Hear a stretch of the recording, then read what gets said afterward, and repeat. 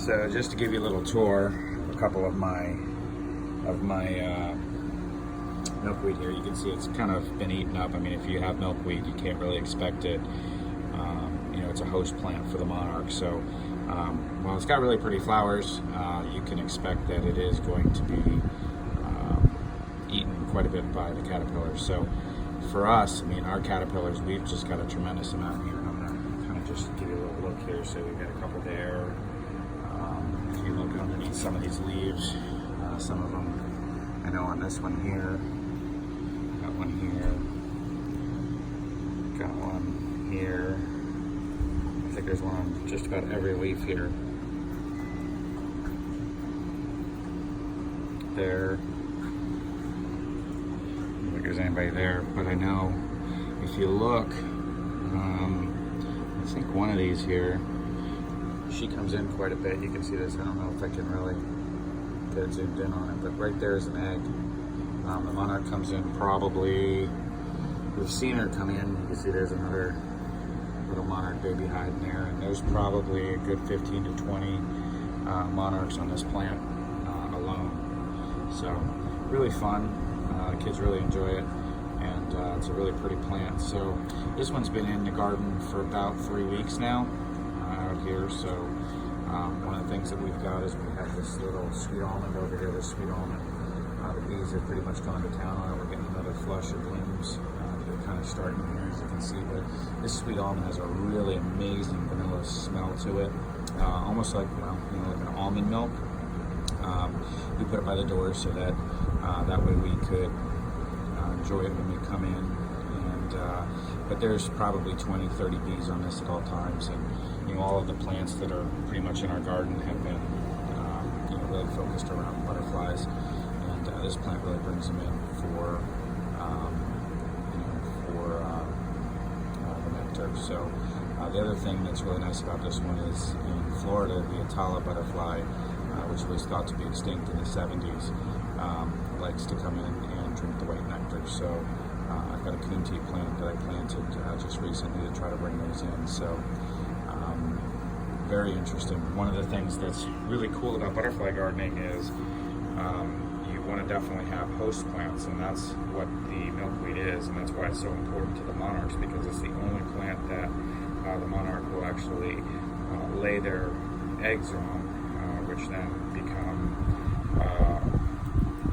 these caterpillars, which are, you know, they're an absolute delight. And when they start to kind of get big, and I can show you another type of milkweed over here. This is a giant milkweed, and this giant milkweed, we call them fatties when they get this big. So he's about to go, and when I say he's about to go, what that means is he's gonna, what we call J up, and he'll basically crawl anywhere from 30 feet around the area of the plant. One of them, if you look in here, this one's probably tomorrow will hatch. You can kind of tell because they start to get a little bit of darker color. If you look here, I've got another chrysalis. They're just absolutely amazing. They've got these like little gold specks in them, and you can see the little monarch caterpillar kind of hanging out there. And we've got one up here, and this one's also loaded with eggs. And it's really easy to find them because if you kind of look, you'll see this kind of like brown dirt on the leaves, and that brown dirt kind of is indicative that you've, you know, got a couple monarchs or caterpillars coming in. So really sweet.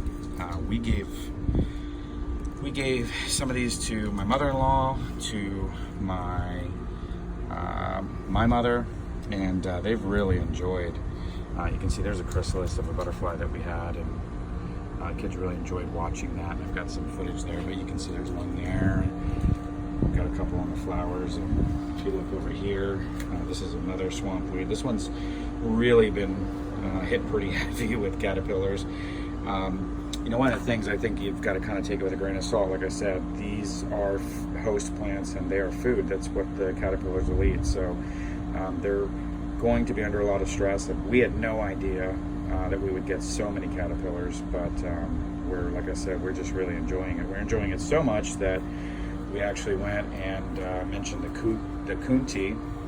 This is kind of a looks like a palm. It's not really a palm.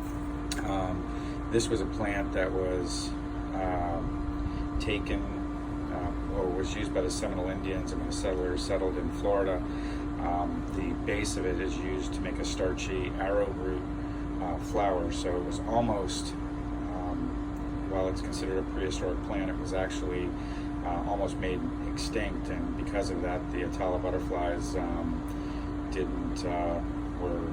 basically had no host plant. So this is the only thing that the Atalas will actually lay their eggs on. And what's interesting about those particular butterflies is that they're actually gregarious, which just means that they'll lump up together, where the monarch caterpillars kind of do their own things and they're individual, and they don't live in a community. The Atala will actually all chrysalis out on the same branch together, all in a row, and when you find them, they'll look, you'll basically see them.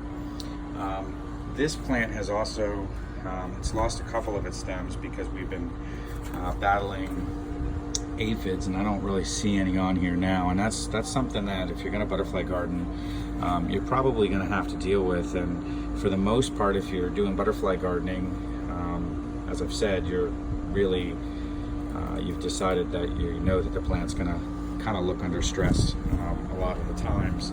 But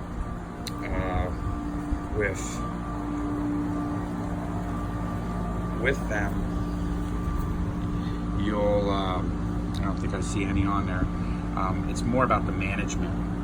And this one here, this one's been doing really well, and we've got a bunch on here as well. You can see there's one there, there's one there as well, and if you kind of turn over the leaves, there's probably a good 6 on this right now. There's 3 just on that plant, that stem itself. You can see there's one hanging up there. So there's one here on the bottom there. So speaking about host plants, this is a desert cassia, and on here, this desert cassia, there's I believe this is a sulfur, cloud sulfur. I'll look that up and kind of make sure I'm correct on it, but this is their plant. You can see this little guy here. He's been eating on this plant for quite a while, but he's a gorgeous little caterpillar and makes a really nice yellow butterfly. And in here, this is a passion vine, and this one, this is the host to about 4 different butterflies: the Julia, the Gulf Flitterary, and I think the swallowtail also. And it really, I think I've read, I'm not 100% sure, but I believe it has a little bit to do with, you can see him there, he's kind of like this little spiky guy, will kind of get you focused in there. There's about 3 or 4 of these guys on here as well. And they tend to, instead of eating leaves, they'll kind of eat these buds. And that's a problem because this is an actual fruit-bearing, so bear passion fruit for you. But it's a vine. It's kind of invasive.